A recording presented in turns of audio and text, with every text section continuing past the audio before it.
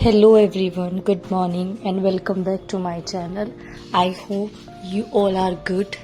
आप सबकी तैयारी कैसी चल रही है? SSCJ आने ही वाला है और उसकी प्रिपरेशन मैंने तो स्टार्ट कर दी है. सो आप भी मेरे साथ आज से जुड़ जाइए क्योंकि अब रेगुलर मेरा एक वीडियो आएगा. ये मैंने अपना एक स्केड्यूल बनाया है और मैंने इसको 4 फेज़ में डिवाइड कर दिया है.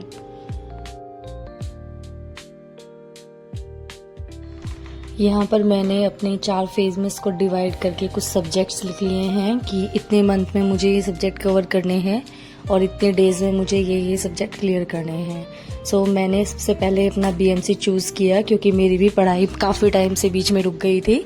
तो बीएमसी एक ऐसा थियोरेटिकल सब्जेक्ट है जो मैं रिवाइज करके अच्छे से पढ़ूंगी और उसके PYQs लगाऊंगी. ये मेरे कुछ शॉर्ट नोट्स हैं तो मैंने जो टॉपिक मुझे इससे समझ आया और क्योंकि मैंने पहले पढ़ा हुआ है तो ओनली मुझे रिवीजन करना था.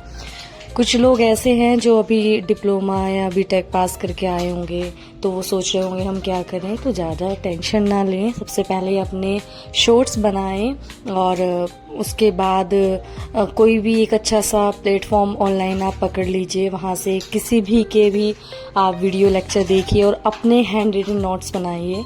उसके बाद आप PYQs लगाइए, देन आप अपने शॉर्ट नोट्स बनाइए और उसके बाद आप अपने मॉक करिए. सो मैंने तो सबसे पहले अपना सिलेबस कंप्लीट किया है. तो थोड़ा बहुत मेरा कुछ सब्जेक्ट ऐसे हैं जो मैं नहीं कर पाई, सो उनको मुझे थोड़ा डीप पढ़ने की ज़रूरत है, लेकिन मोस्टली सब्जेक्ट मेरे कवर हो गए हैं और मैं ऐसे ही अपने PYQs लगा करके अपनी तैयारी कर रही हूँ.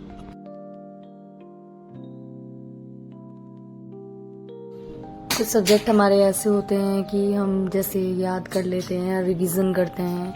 तो मैं क्या प्रेफर करती हूँ, मैं हमेशा एक कोई भी रफ नोटबुक अपने पास में रखती हूँ और जो भी इम्पॉर्टेंट हमारे डाटा होते हैं या फिर कोई कोड होते हैं या कोई फॉर्मूला होते हैं तो या फिर कोई टेस्ट होते हैं तो मैं इन सबको राइट करती रहती हूँ. तो इसलिए वो मेरे माइंड में रहते हैं क्योंकि जब हम एक बार किसी चीज़ को लिख लेते हैं तो हमारे माइंड में वो सेव हो जाती है.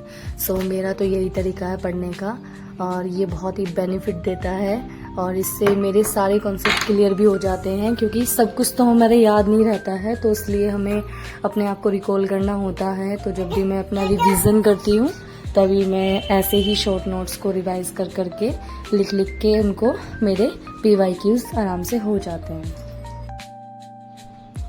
तो यहाँ तक मैंने अपना स्टोन, ब्रिक और टिम्बर पढ़ लिया है, बट थोड़ा सा सीमेंट में मुझे प्रॉब्लम आ रही थी. तो सीमेंट के जो नोट्स हैं मुझे थोड़ा समझ नहीं आ रहे थे क्योंकि वो मैंने किसी से लिए थे तो वो मैंने तब बनाए थे. आप जब खुद से बनाते हो तो वो समझ भी आते हैं. तो फिर मैंने इस फॉर्मूला बुक में से अच्छे से उसको पढ़ा और जो मुझे याद रखने ज़रूरी था उसको मैंने लिख के याद भी किया.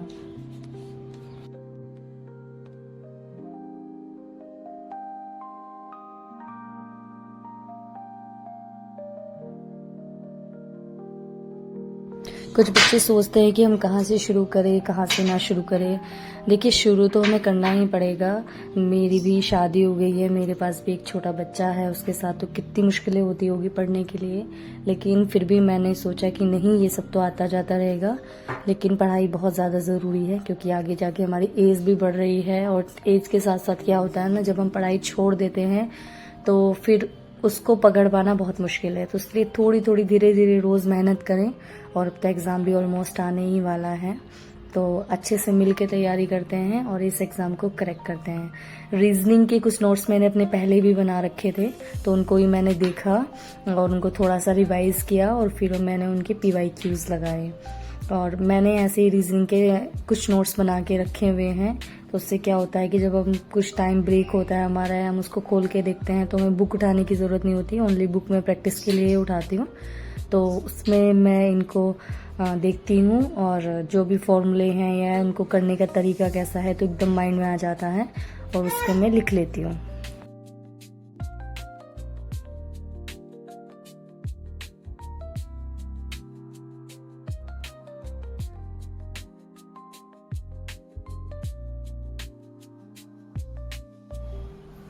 उसके बाद मैंने ये PYQs स्टार्ट किए हैं। IAS मास्टर की मेरे पास ही बुक है।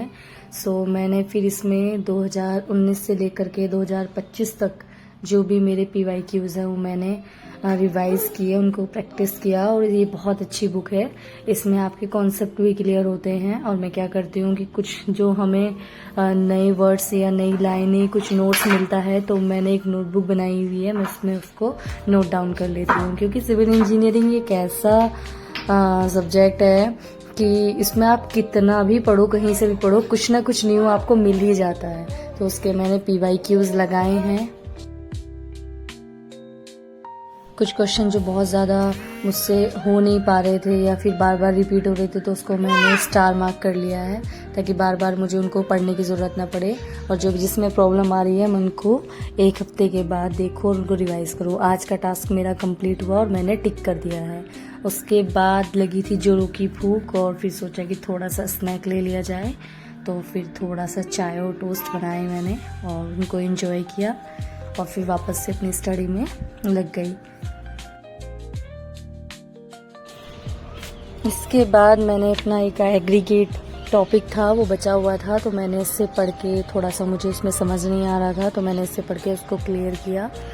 सो आज की वीडियो में बस इतना ही और मिलते हैं नेक्स्ट वीडियो में। नेक्स्ट वीडियो में मेरा BMC का जो टास्क है ये कंप्लीट हो गया है और कल जो भी BMC का बचेगा, जैसे इसमें पेंट्स है, वार्निश है, तो हम कल वीडियो में देखेंगे।